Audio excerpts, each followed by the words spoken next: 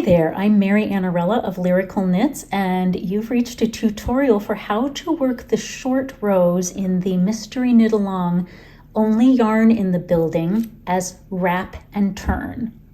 Wrap and turn is one of the most basic ways to handle short rows, and if you're not familiar with it, that's what this tutorial is for. Short rows in garter stitch are way easier, I think, than short rows in stockinette stitch because you don't have to deal with the wrapped stitch very much. It's super easy in garter stitch, so that's what we're working with here. So for what's going on here, you can see that I just did a little short row in the gold color, which is my CC here, and that I completed that row by putting in a short row in the lavender gray yarn here, and then a garter row in between the two. You can see what these are looking like here.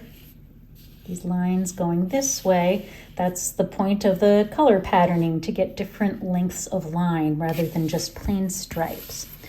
So let's see. The directions that I'm at right now say to, with the CC, knit 21. So, oh boy, lucky you get to hear me count to 21.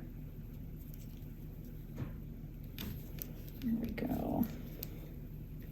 With this part of the clue, you're going to get really good at counting all kinds of numbers, especially counting to 27, right? Because that's the number of stitches that you have on your needle.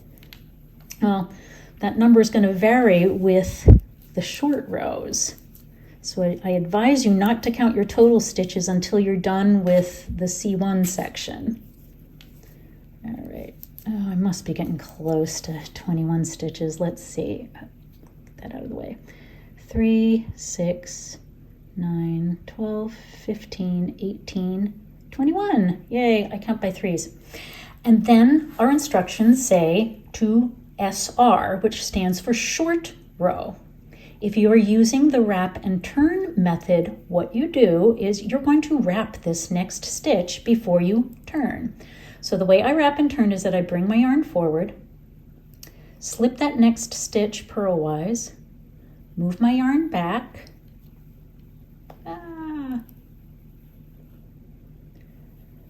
slip it back onto the right needle. Do you see how you kind of hooked it with this yellow yarn?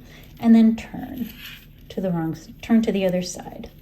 And you can see that I've basically hooked that stitch. You could turn it and then slip it, but I like to slip it and then turn it. I think that's a little more straightforward. And then it says, let's see, it says SR, and then, so we've short rowed, which for us is wrap and turn right now. And now it says knit to the last stitch.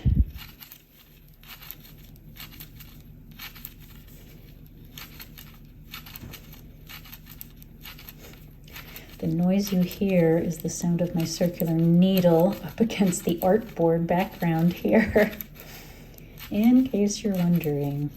Let's see, knit to the last stitch. And then make one left. So I have to fish out this little, there we go, running thread. Pop it onto the needle, knitting it. Oh, goodness, this previous row is getting in the way, isn't it? Then knit one. There we go. Perfect. So we've got our short row. Although this is probably the longest of the 3 short rows that we did with the 21 stitches there. All right, so the directions tell us next we're working with C1 right here. So I'm putting my CC, my yellow yarn, out of the way here. And it says knit to the last 2 stitches, taking care to work that short row stitch appropriately. Well, here's my short row stitch, and we can see it pretty clearly when we're working in 2 colors, can't we? All the yellow were just plain old knit, and this first purpley gray one was wrapped. So we need to look out for that one. So we're going to knit to that one. And here's where it's pretty easy. Oops, I'm going to give that a little tug. Here's where it's really easy to deal with a wrapped stitch in garter. You don't have to knit the stitch with a wrap. You don't have to do anything. You just need to leave the wrap alone, basically, and knit the stitch without, you know, yanking it too hard or doing anything special to it. There we go. So here's my last yellow stitch, and this is my wrapped stitch here. Can you see the tiny little yellow wrap there? Okay, so you just knit it. That's it. And you can see the wrap pretty clearly now too. So you don't have to do anything with that wrap. And then knit to the last 2 stitches and knit 2 together. Now you could do a different decrease there, like a slip slip knit, or knit 2 together through the back loops, but for me and my style of knitting, I just get a neater edge over here if I knit the 2 together. So that's what I do. Let me get the yellow out of the way for right now. All right, well, before I turn, let's take a look at this. I want to show you a little something.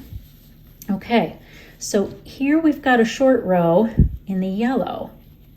Can you see that we created an extra ridge over here, but because we didn't take it all the way to the end over here, we're missing an extra ridge here. And that's going to make our shape wonky or curve in a way that it's not meant to curve. So what we have to do is we have to fill this in basically with our C1 yarn. And that's exactly what the directions have you do. So let's see. The directions say then, okay, so we knit 2 together. So now we're doing the wrong side row, and it says knit 5. 1, 2, 3, 4. Ooh, you can see the wrap right in there. 5. You know what? You're going to do so many of these rows that you'll get very used to knowing how many stitches to knit to, because that last stitch you knit before you do an extra short row is going to be the one that you wrapped. So there we go. So we knit 5, and now it says short row again. So that means this stitch right here, we need to wrap and turn. So I hold my yarn forward, slip the stitch, move the yarn to the back, and then put that stitch right back onto the left needle and turn. There we go. There it is. And now the directions say knit to the last 2 stitches and knit 2 together. Before you're like, hey, didn't we just do a knit 2 together, but there was no corresponding increase on the other side? And that is true. That is why I would tell you not to count your stitches, your total 27 stitches, until you finally finish that last C1 row in the set. So for that last C1 row in the set, it just says knit to the last stitch, and you gotta take care to handle your short rowed stitch. So I can see that this is the short rowed stitch. See how it's pulled closer and it's kind of far away here from the stitch on the other side of it. That's the little wrap doing its job. So just be careful with it. Don't yank it or anything like that. Just knit it normally and it's all good. So now we knit to the last stitch.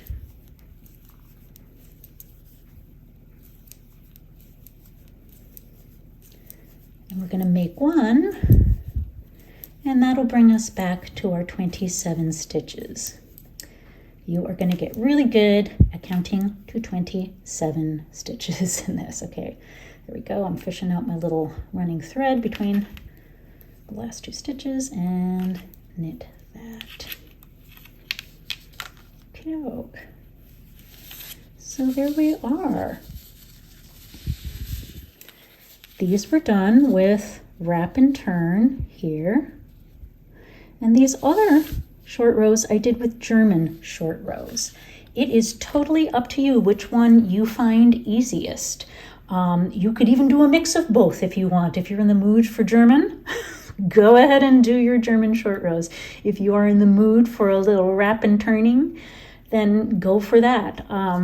It does not matter. It's all what works best with your type of knitting, your style of knitting, how you hold the yarn, how you hold your needles, how you insert your needles into your stitches, and just your general comfort level and the like. So I hope that you enjoyed the tutorial, and I hope that you are enjoying the knit along very much. Ta-ta.